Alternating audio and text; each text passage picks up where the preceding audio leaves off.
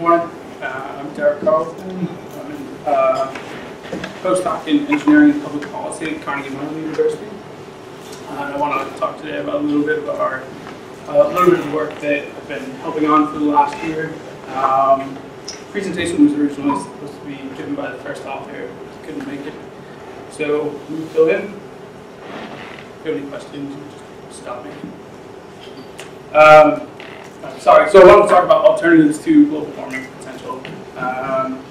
So global warming potential is the traditional climate change metric that we've been using for the last 25 years or so.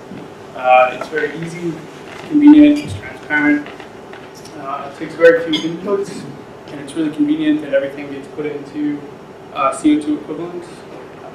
And it makes comparison with other analysis really easy, historically and continued analyses. GWP started a little before the 1990 IPCC report, but in the first report it was used and really gained a lot of traction. We continue to use it today. There are, in literature, some critiques of GWP. Some of the biggest flaws are that everything gets modeled as a pulse emission with no regard for timing, which means that a kilogram of CO2 emissions today is valued the same as a kilogram of CO2 emissions tomorrow or a year in the future, 10 years in the future. The other big complaint is the arbitrary time frames, 20, 100, sometimes 500, that's less common now. This has no relevance to gas lifetimes. We have had proposed alternatives pretty much since GWP came out. So one of them is technology warming potential, which was proposed by Alvarez in 2012. This is a ratio of radiative forcing for different technologies over a period of time. And so if you compare an alternative technology to a reference technology, if the ratio is less than 1, that would mean the alternative technology results in lower cumulative radiative forcing than the reference technology, and the opposite is true if it's greater than 1. In 2005, Shine proposed global temperature change potential. This was a ratio that compared the temperature impact of two gases like CO2 and methane. And from that work, we got absolute global temperature change potential, which instead of a ratio is the actual temperature change at a given time. And so we're going to compare CO2 and CH4 in our case study, which I'll show you in a minute. And there are two kinds of AGTP metrics. So we have sustained emissions and then pulse emissions, depending on what you are modeling. Another metric is cumulative radiative forcing, which, whether you know it or not, you're probably familiar with. It's generally part of other climate metrics. It's a lot less popular to use it as a standalone metric, but there's no reason that you can't, so we're going to. And then in this analysis, we did a case study to explore how choosing a different climate metric might impact your results. So in this case study, we're going to look at a couple of scenarios. We're going to have equally sized power plants, pulverized coal, combined cycle of natural gas. We're going to add a carbon capture and sequestration scenario to see how that might impact the decision. We're going to have 30 years of operation, and then we're going to shut the plants down and continue to model the emissions. And we're going to vary the methane leakage rates for the NGCC plant from 1 to 5%. And so here is a table summarizing all of the inputs to what we're going to model. So across the top row, how do we get the latest one? The red button, red line. Gotcha. So across the top, we have our different scenarios. So we have a pulverized coal plant. We're going to add CCS to it. We're going to have a natural gas plant with different leakage rates. And then we're also going to add CCS to that. So we have similar plant capacity, 500 megawatts across the board, similar lifetimes of 30 years. We got power plant efficiencies from the literature. We have a CCS rate of 90%. So if we have CCS, we're going to assume that we can capture 90% of the CO2 emissions. Similar capacity factors across the board, 90%. From this, we get our CO2 emissions in kilograms per megawatt hour. Same thing with methane emissions. And from that, we can get annual CO2 and annual CH4 emissions. These are the things that we're going to model with the different metrics. Unfortunately, I don't have a nice figure for this, but the global warming potential results showed that for the 100-year GWP value, natural gas-based electricity was always lower than the greenhouse gas emissions of coal-based electricity within the leakage rates that we studied, which was up to 5% methane leakage. And if we look at the 20-year GWP, we saw that natural gas became worse than coal when leakage rates reached 4%. And then beyond, so if we added CCS, that break-even leakage rate dropped to 2%. And this is all for global warming potential. But if we, I'm going to skip this slide. If we talk about technology warming potential, which we did, which I showed you before, this was the ratio. If we look at the top here, the scenario without CCS, you see that over time, our decision changes. At time 0, the break-even methane leakage rate is a little more than 4%. So these are the different scenarios are listed here. So we have 1% leakage, 2% leakage, all the way up to 5% leakage. And we see that at about year 15, all of the natural gas plants that we modeled have less of an impact than the reference polarized coal. Which is on top in this comparison? What's that? In the ratio, which is the numerator, which is the denominator? So we're comparing everything to pulverized coal. So this line is the pulverized coal, and then these are the natural gas plants compared to the PC. Okay. Does that make sense? And then if we add CCS, we have different stories. The break-even leakage rate is a little less than 2% with CCS for both power plants, but we see that changes over time. We see a crossover at about 50 or 60 years, which would indicate that we would prefer the 2% natural gas plant with 2% leakage over pulverized coal.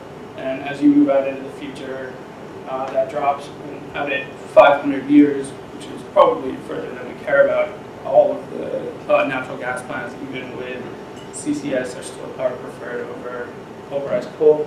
We looked at a third scenario, which was we compared natural gas without CCS to coal with CCS, just to see what would happen. And the numbers don't ever approach 1. The sheer volume of emissions from the natural gas plant without CCS is just so much greater than the pulverized coal with CCS. If we talk about global temperature change potential, we actually modeled the absolute global temperature change potential. This is annual temperature change, so this is how much every year you can expect the global thermometer, if you will, to go up. And we see that it peaks around year 30, which is when we stop emitting. So this is plants without CCS. We have temperature change. If we look at it with CCS, we see that it follows pretty close to 2% leakage rate. But after we stop emitting, we have lasting effects of CO2. Same thing up here. The methane disappears from the atmosphere a lot faster, so we get less warming further into the future. If we look at this cumulatively, we see that without CCS, clearly we're going to prefer the natural gas plants as they do less warming. You could think of this as how much the global thermometer has gone up cumulatively. If we look at plants with CCS, it follows the 2% trajectory for a while, and then we can see that the lasting impacts, the greater CO2, have it on a higher trajectory, and we'd expect crossing points into the future. We're talking about more than 100 years into the future, so decisions in the next century, we expect it to be around 2% leakage rate. The other one we talked about was cumulative radiative forcing. And this is a very similar graphic to the last one that we saw with again, the long-lasting impacts of the greater carbon dioxide from pulverized coal versus the methane leakage. And again, with CCS, sorry, these are A and B. This is without CCS, and this is with CCS. With carbon capture and sequestration, this break-even drops, but again, we're on a higher trajectory with pulverized coal out into the future. We also compared, which we're going to talk about, our results to MAGIC, which is a climate model that I'm not very familiar with. We see very similar results again. So the top two are coal plants without CCS, and coal versus natural gas without CCS, and they're different RCP values. And then down here we have CCS, and again we see that up to 2050 or so sort of follows the 2% trajectory. So to conclude, in our scenario, with power plants operating for 30 years without CCS, natural gas combined cycle has lower 100-year climate impacts for pretty much all of our scenarios, less than 4%. If CCS is available, most of the climate metrics suggest that coal is better than natural gas across all the time frames. If the CH4 leakage rate is greater than 2%, and pulverized coal plants with CCS outperform natural gas if CCS is not available for the NGCC plants. It's also important to remember, though, that all of these impacts, even though we're comparing natural gas and saying it might be better than coal, it still has a negative climate impact, which what I mean by that is an increased temperature. It's damaging to the climate. And even though GWP is more accessible for climate impacts, some of the other metrics might be more appropriate in terms of providing better information about timing of decision points, and using multiple metrics leads to more robust conclusions. I wanted to thank the Mitchell Foundation for the funding. I wanted to thank Daniel in the back for listening to this talk several times. Questions?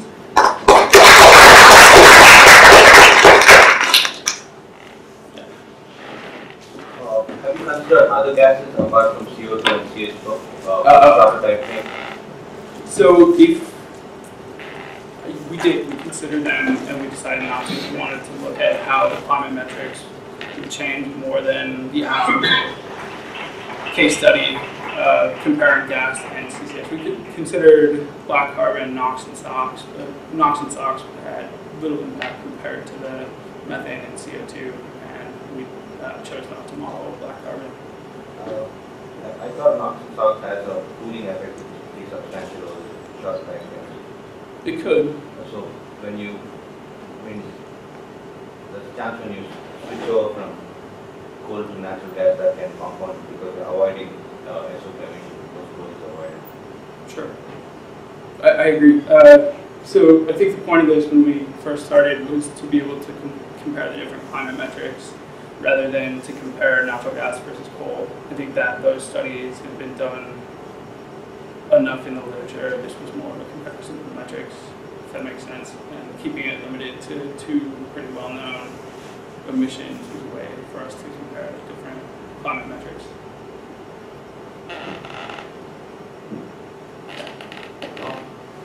How much energy is in your model are you assuming is going towards the climate or the carbon capture and sequestration? If this is a 500 megawatt, these are 500 megawatt plants, like what additional energy is required? So we had pulled different power plant efficiencies. So when we added CCS from pulverized coal, the efficiency dropped from almost 40 to 25%. And then similarly, efficiency dropped from 50 to 42. So we definitely included an energy penalty for CCS. So 500 megawatts was the output. Yeah. So, not to be an downer, but let's be honest. just understanding sort of, just looking at the plots, it's not clear to me that any of those scenarios make enough of a difference. I agree. The results don't change much, but it certainly offers more.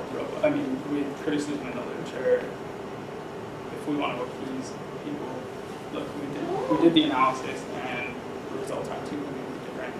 I agree with the more detailed methodologies. That was more of a big picture comment on the technology choices. And this is only one, analysis, and maybe it will matter for some other decision that we're making in the future. But totally agree. It really has little impact. In some of your cumulative, especially the ones where you were looking at the temperature change, is that for a single plant that's making that temperature plant, or did you change the entire fleets? No, it's a. So that seems like a pretty high temperature change for a single plant. Agreed. I'll look back into it. I think it is for a single power plant. Oh, okay. Interesting. But and actually send you a paper. Yeah, well, yeah, because you ran the match model at the end, and that's going to be, that would have to be changes in fleets. That is, yeah. I know for this one, and I'm not very familiar with Magic, but to get something to show up, we ran it for something like 500 power plants and divided at the end. And to help the questioner back here about sulfur and black carbon, if you're in the Magic model, it's taken care of in the chemistry. So you would see it there, but not in the use of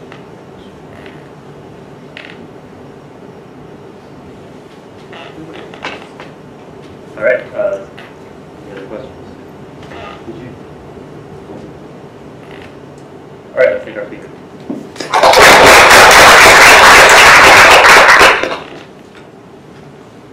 So next up we have Rich Venditti, who's standing for